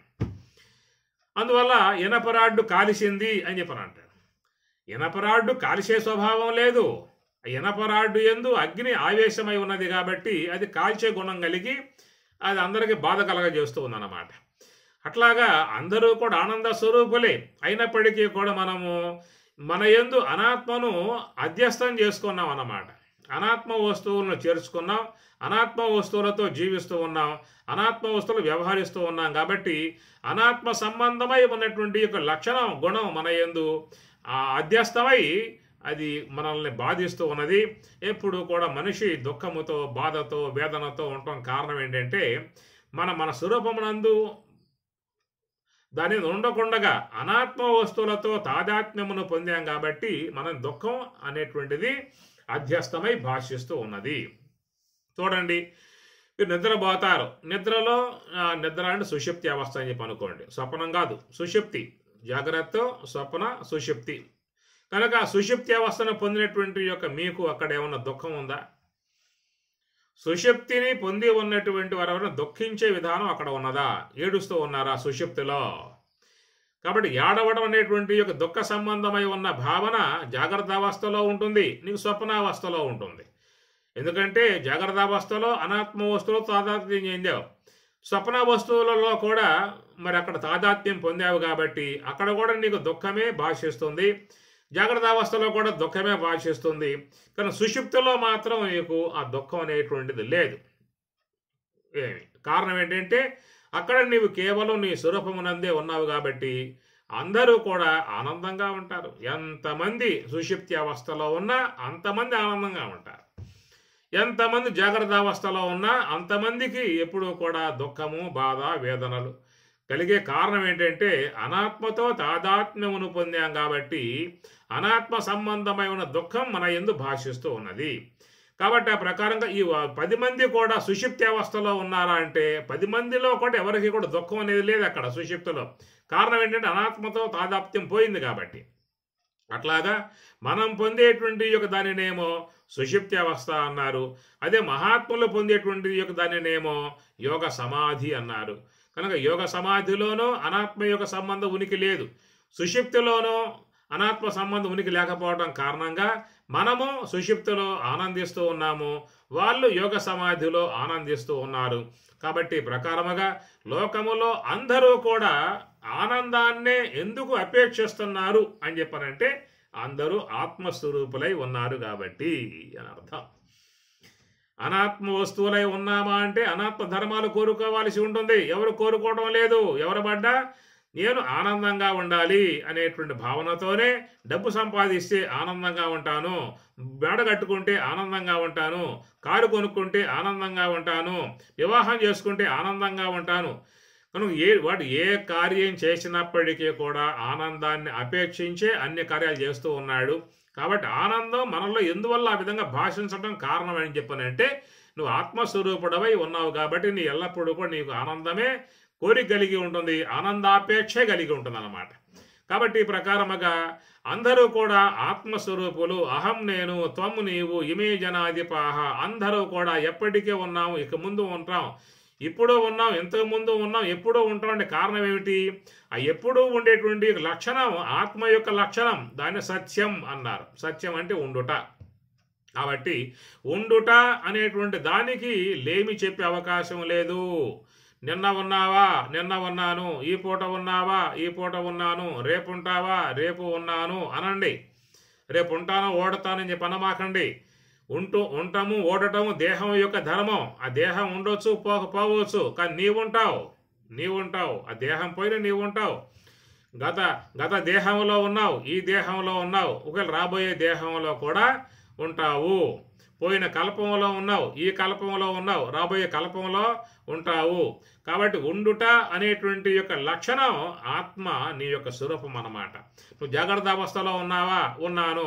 స్వప్నావస్థలో ఉన్నావా, ఉన్నాను. సుషుప్తి అవస్థలో ఉన్నావా, ఉన్నాను అంటాం మనం. 3 అవస్థలలో ఉన్నాం. అయితే జాగ్రత్త అవస్థలో స్వప్నం ఉన్నదా, లేదు. స్వప్నంలో జాగ్రత్త ఉన్నదా, లేదు. సుషుప్తిలో స్వప్నం ఉందా, లేదు. కనుక ఈ లేమి అనేది అవస్థలలో ఉన్నది. నేను జాగ్రత్త అవస్థలో, నేనే స్వప్నంలో ఉన్నాను, ఆ నేనే సుషుప్తిలో ఉన్నాను, ఆ నేనే జాగ్రత్తలో ఉన్నాను. కాబట్టి ఉన్నాననేటువంటి యొక్క దానికి ఆత్మ యొక్క స్వరూప లక్షణం అది ఎప్పటికీ కూడా ఉంటుంది. నేను ఎప్పటికీ ఉంటాను. కాబట్టి నచైవ భవిష్యామః సర్వే వయం అతః పరం. ఇది మనకు దీంట్లో వచ్చే శ్లోకంలో వచ్చేటువంటి యొక్క అంశము. దీనిని ముఖ్య సామానాధికరణ్యము అని చెప్పని అంటారు. ఇక్కడ స్వరూప భావన మనకి స్వామివారు 12వ శ్లోకంలో బోధించేటువంటి యొక్క విధానము. కనుక దీంట్లో మనకేంటంటే బాధ సామానాధికరణ్యము, ముఖ్య సామానాధికరణ్యము అని చెప్పని. బాధ సామానాధికరణ్యము, బాధ అంటే అపరోక్ష మిథ్య నిశ్చయం బాధ అన్నారు. అపరోక్షానుభవాన్ని పొందితే వాళ్లకు అనాత్మ అనే వస్తువులు లేవు. ఇప్పుడు మనం చూడండి, జాగ్రత్త అవస్థలో మనం జ్ఞానేంద్రియాలు, కర్మేంద్రియములు, అంతరేంద్రియాలు అన్నీ కలిగి ఉన్నాం కదా జాగ్రత్త అవస్థలో ఉన్నప్పుడు. సుషుప్తిలో ఉన్నప్పుడు అవి లేవు. జ్ఞానేంద్రియాలు లేవు, కర్మేంద్రియాలు లేవు, అంతరేంద్రియాలు లేవు, ఈ దేహం యొక్క స్పర్శ ఇది లేదు. కాబట్టి ఈ ప్రకారంగా తొలగింపబడతాయి. ఒక అవస్థలో ఉన్నటువంటివి మరొక అవస్థలో లేవు. జాగ్రత్త అవస్థలో ఉన్నటువంటి యొక్క ఇంద్రియాలు, వాసనలు, కోరికలు, సంకల్పాలు, ఈ మమకార మోహాలు, వ్యామోహాలు, విద్వేషములు, కక్షలు, ప్రతీకారాలు, వైరములు, నానా రకాలైనటువంటి భేదభావనలు, బంధుత్వములు, స్నేహత్వములు, ఈ చాలా చేరి ఉన్నటువంటి విధానం జాగ్రత్త అవస్థ. సుషుప్తిలో అడుగు పెట్టావు అని చెప్పనంటే మొత్తం ఊడి కింద పడతాయి అంతే. అక్కడేం లేవేక మమకారాలు లేవు, మోహాలు లేవు, విద్వేషాలు లేవు, కక్షలు, ప్రతీకారాలు లేవు, ఇంద్రియాలు లేవు, దేహ సంబంధ భావం లేదు. ఇవన్నీ కూడా బాధింపబడేటువంటివి. అపరోక్షానుభవాన్ని జ్ఞాని పొందినప్పుడు ఈ మొత్తం కూడా ఊడి పడతాయి అన్నమాట. ఇదే శంకరాచార్యుల వారు చెబుతూ, నిషేధే కృతే నేతి నేతీతి వాక్యైః సమాధిస్థితానాం అవస్థాత్రయాతీతం అద్వైతం ఏకం పరం బ్రహ్మ నిత్యం తదేవాహమస్మి. శంకరవాణి. నిషేధే కృతే నేతి నేతీతి వాక్యైః నాయితి నాయితి నాయితి నాయితి నాయితి నాయితి. ఎప్పుడైతే ఆ యొక్క మరి మహాప్రస్థానం అధిరోహించారో, మహాప్రస్థానం పోతూ ఉన్నప్పుడు ద్రౌపది వారు ముందు పడిపోయారు, నకులుడు పడిపోయాడు, సహదేవుడు పడిపోయాడు, అర్జునుడు పడిపోయాడు, భీముడు పడిపోయాడు, అందరూ పడిపోయారు మహాప్రస్థానంలో. ఒక ధర్మరాజు మాత్రమే దాన్ని చేరుకున్నాడు. అట్లాగా ఈ తురియ విధానంలో కూడా, యోగ సమాధి విధానంలో కూడా, నివృత్తి మార్గంలో కూడా ప్రయాణం చేసేటప్పుడు అన్నమయ కోశము, ప్రాణమయ కోశము, మనోమయ కోశం, విజ్ఞానమయ కోశం, ఆనందమయ మొత్తం పడిపోతాయి. చివరికి అవస్థాత్రయాతీతం అద్వైతం ఏకం పరం బ్రహ్మ నిత్యం తదేవాహమస్మి. అవస్థాత్రయ అతీతమై ఉన్నటువంటి యొక్క యోగ సమాధిలో తత్ ఏవా, ఆ బ్రహ్మమే నేనై ఉన్నాననేటువంటి యొక్క మాట. ఆ యోగ సమాధిలో ఉన్నప్పుడు అనాత్మ వస్తువుల వ్యవహారం లేదు. సుషుప్తిలో ఉన్నప్పుడు అనాత్మ సంబంధ వ్యవహారం లేదు. సుషుప్తి యొక్క సంబంధమై ఉన్న అంశము అది మన యొక్క అనుభవంలో ఉన్న అంశము. యోగ సమాధి యొక్క సంబంధ అంశము అది మహాత్ములు బ్రహ్మవేత్తల యొక్క సంబంధమై ఉన్న అంశము. ఆ దాంట్లో గోచరించేటువంటి యొక్క ఆ బ్రహ్మము యొక్క సంబంధ అంశాన్ని పరమాత్మ బోధిస్తూ, అహం నేను, త్వం నీవు, ఇమే జనాధిపాహ, మనము భవిష్యామహ, వయం సర్వే అతఃపరం. ఇంతకుముందు ఉన్నాము, ఇక ముందు ఉంటాము, ఇప్పుడు ఉన్నామనేటువంటి యొక్క మాట బ్రహ్మమునకు వర్తింపబడుతుంది. ఈ దేహానికి వర్తింపబడదు. ఈ దేహం రేపు మాపోబోతుంది, నీ దేహము పోతుంది, నా దేహము పోతుంది, అందరి దేహాలు పోయేటువంటివే. అదే ధ్యానం చేసినట్లయితే సూక్ష్మ దేహం పోతుంది, అజ్ఞానం కారణ దేహము పోతుంది. ధ్యానం చేయనంత వరకు సూక్ష్మదేహము కారణదేహం ఉంటుంది. ఈ ప్రారంధం అయిపోవటం వల్ల ఈ దేహాలు మాత్రం పోతా ఉంటాయి. ఈ ప్రకారంగా మనకి ఎన్ని దేహాలు పోయాయో, ఎన్ని దేహాలు వచ్చాయో, ఇక ముందు కూడా ఎన్ని దేహాలు రాబోతాయో, ఎంతవరకు అవిద్య అజ్ఞానం అనేటువంటి యొక్క కారణదేహం ఉన్నంతకాలం నీకు ఈ దేహాలు వస్తానే ఉంటాయి, పోతానే ఉంటాయి. కాబట్టి ప్రకారముగా పరమాత్మ చెప్పేటువంటి యొక్క మాట, నీవు కేవలం నీ యందు అధ్యస్థముగా భాషించేటువంటి ఏవి ఈ స్థూల దేహము నేనుగా భావించుకుంటూ ఉన్నావు, సూక్ష్మదేహం నేనుగా భావించుకుంటూ ఉన్నావు, అవి నీవు కాదు. ఇవన్నీ కాలాంతరంలో నశింపబడేటువంటివిగా ఉంటాయని చెప్పిన అర్థం. ఇవి అపరోక్ష మిథ్యా నిశ్చయం బాధ అని చెప్పిన అన్నారు. అపరోక్ష అనుభవాన్ని పొందావు అంటే అక్కడ నీకు స్థూల దేహం లేదు, సూక్ష్మదేహం మొత్తం పోతాయి. ఈ మాట మీకు తైత్రయం చెబుతూ ఉన్నది. ఏతం అన్నమయం ఆత్మానం ఉపసంక్రమ్య, ఏతం ప్రాణమయం ఆత్మానం ఉపసంక్రమ్య, ఏతం మనోమయం ఆత్మానం ఉపసంక్రమ్య, ఏతం ఆనందమయం ఆత్మానం ఉపసంక్రమ్య అని ప్రకారంగా అన్నమయ, ప్రాణమయ, మనోమయ, విజ్ఞానమయ, ఆనందమయ పంచకోశాలను పైనేసుకోవడం కారణముగా భేదభావం గోచరిస్తుంది.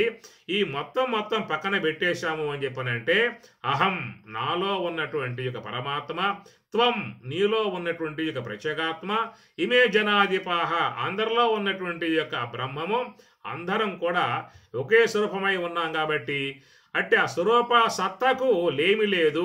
కాబట్టి ప్రకారముగా సర్వే వయం అతఃపరం, ఇక ముందు ఉంటాము, ఇప్పుడు ఉన్నాము, ఎప్పుడు ఉన్నాం అనేటువంటి యొక్క మాట స్వామివారు ఇక్కడ ముఖ్య సామానాధికరణ్యం అనేటువంటి యొక్క అంశములో బోధిస్తున్నటువంటి యొక్క శ్లోకము. ఓం సహనా భవతు సహనౌ భునక్తు సహ వీర్యం కరవావహై తేజస్వినావధీతమస్తు మా విద్విషావహై. ఓం శాంతి శాంతి శాంతి. హరి ఓం తత్సతు. శ్రీ గురుభ్యో నమః. హరి ఓం.